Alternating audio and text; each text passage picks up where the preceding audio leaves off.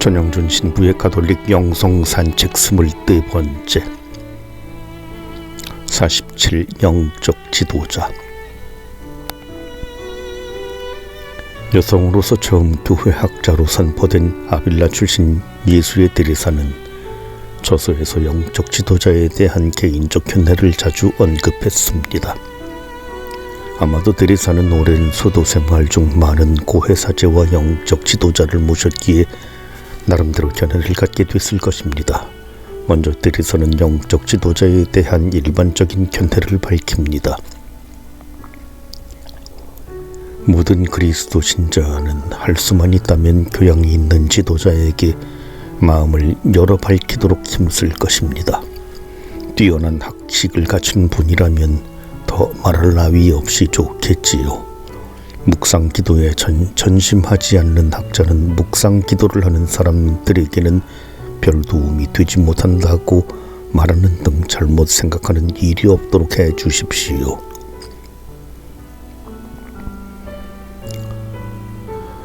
개인적인 성덕은 다소 부족하더라도 학식이 뛰어난 자가 오히려 영적 지도자로서 더 적합하다는 견해입니다. 대리사는 동료 수도자에게도 똑같이 권고합니다. 딸들이여, 항상 유식한 분들의 의견을 들어야 합니다. 그러면 신중함과 진리로서 완덕의 길을 일깨워 주실 것입니다. 수도원장은 자기 직책을 잘 이행하고 싶으면 학문이 있으신 분을 고해 신부로 모시는 것이 얼마나 중요한 일인지 알아야 합니다. 그렇지 않으면 자기 딴에는 성덕의 행동을 하고 있다고 생각하지만 오히려 숱한 과오를 저지르게 될지도 모를 일입니다. 수하수녀들을 위해서도 학식 있는 분을 고해 신부로 가려 주어야 합니다.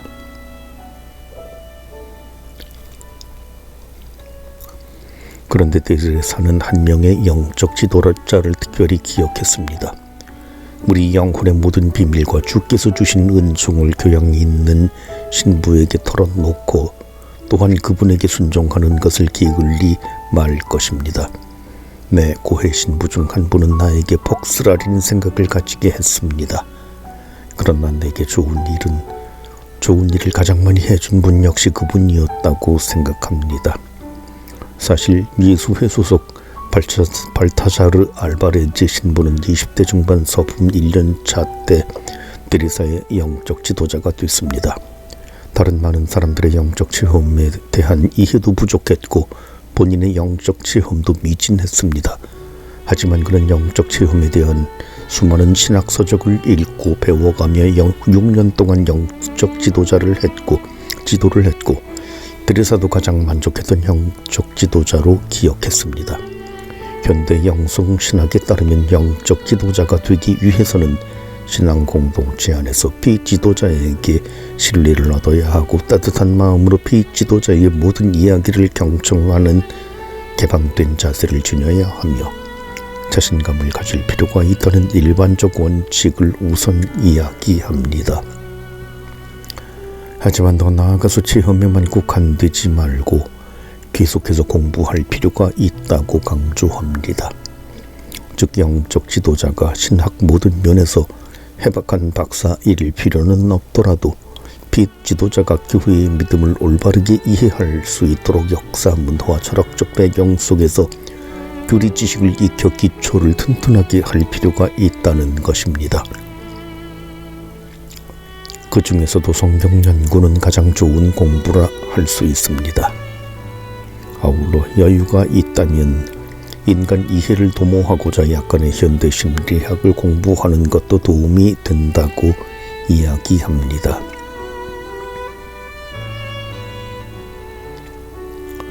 영적 식별을 위해 영적 지도의 필요성을 강조한 영성 수련의 저자 로욜라의 이냐시오는 타고난 재능 때문에 영적 지도자로 양성되는 데 따로 준비하지 않아도 훌륭한 영적 지도자의 면모를 드러냈습니다. 하지만 모든 사람이 태어날 때부터 이런 능력을 지니는 것은 아니기에 영적 지도자가 되기 위한 준비 과정이 필요합니다. 그리고 이러한 준비 과정은 영적 지도자에게 평생 회복되어야 합니다. 모든 사제가 영적 지도자일 수는 없습니다. 또한 사제 이외의 일반 신자도 영적 지도자일 수 있습니다. 중요한 점은 영적 지도를 체험 자체에만 초점을 맞춰 생각하지 말고 체험으로 이끄는 학문적 능력을 갖추는 것이라고 생각해야 합니다. 그러므로 교양과 학식을 갖춘 영적 지도자를 찾으라는 예수의 드레사의 이야기는 아주 의미 있는 권고입니다.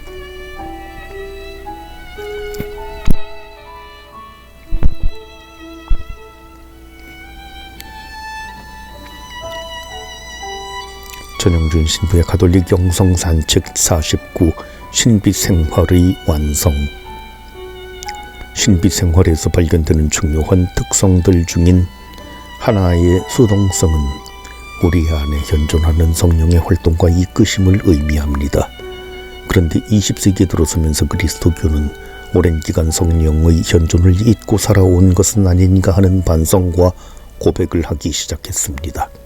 20세기 초 먼저 개신교회에서 불러온 성령 쇄신 운동이 1960년대 가톨릭 교회에도 불어왔습니다.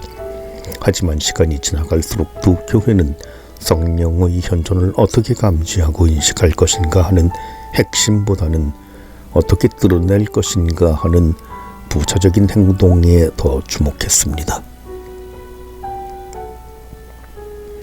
요한복음사가는 독자들에게 권고합니다. 하느님은 영이시다. 그러므로 그분께 예배를 드리는 이는 영과 진리 안에서 예배를 드려야 한다. 그리스도인이 믿고 고백하는 하느님은 삼위일체이신 하느님이기 때문에 하느님 현존을 체험하고자 하는 신앙인은 성령의 현존에도 함께 참여하게 됩니다. 인문성사인 세례성사와 견진성사에 참여함으로써 그리스도인은 성령이 거하시는 성전이 되기 때문입니다.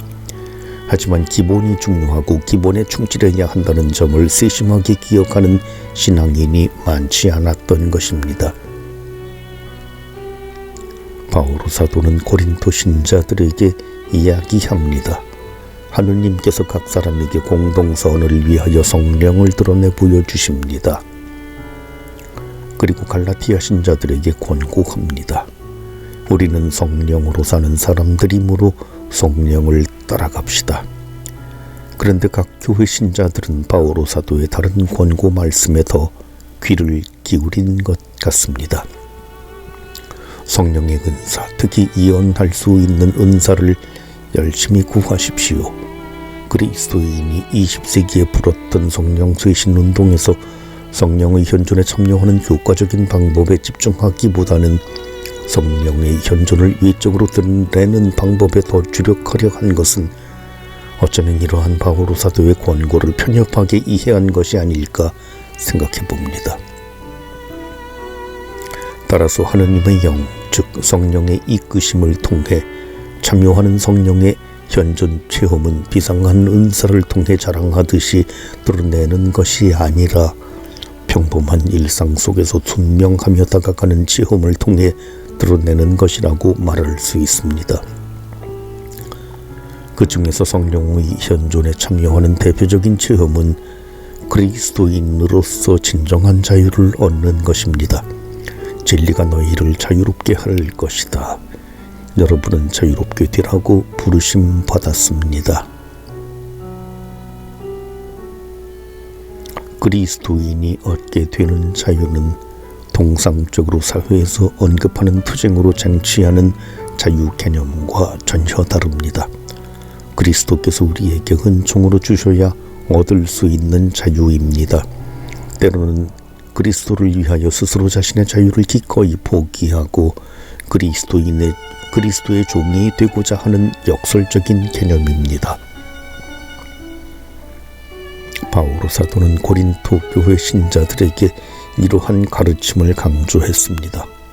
사실 하느님 이외에 다른 신은 없으므로 우상에게 바친 음식이 있더라도 실제 먹지 못할 이유는 없습니다.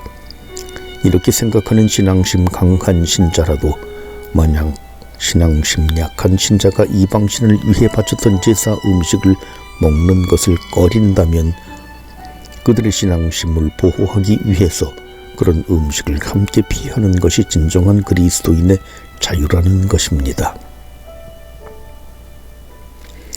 즉 타인을 위해서 자신의 자유를 스스로 포기하는 행동이야말로 역설적으로 진정한 자유이고 성령 충만한 행동입니다. 그리스도께서는 우리를 자유롭게 하시려고 해방시켜 주셨습니다. 신비 생활을 완성하기 위해 성령의 현존에 참여하는 방법으로 비상한 체험만 고집한다면 신비 생활을 완성할 수도 없고 하느님과 합이라는 체험도 할 수 없습니다. 성령께서는 우리가 할 수 있는 범위 안에서 이웃 사랑을 실천하도록 우리를 이끄십니다. 결국 신비 생활에서 수동성은 아무것도 하지 않고 끌려만 가는 것이 아니라 겸손한 자세로 성령의 이끄심에 적극적으로 순명하는 것입니다. 그러므로 고요하게 관상 기도를 실천하며 성령의 이끄심에 순명한다면 신비 생활을 완성할 것입니다.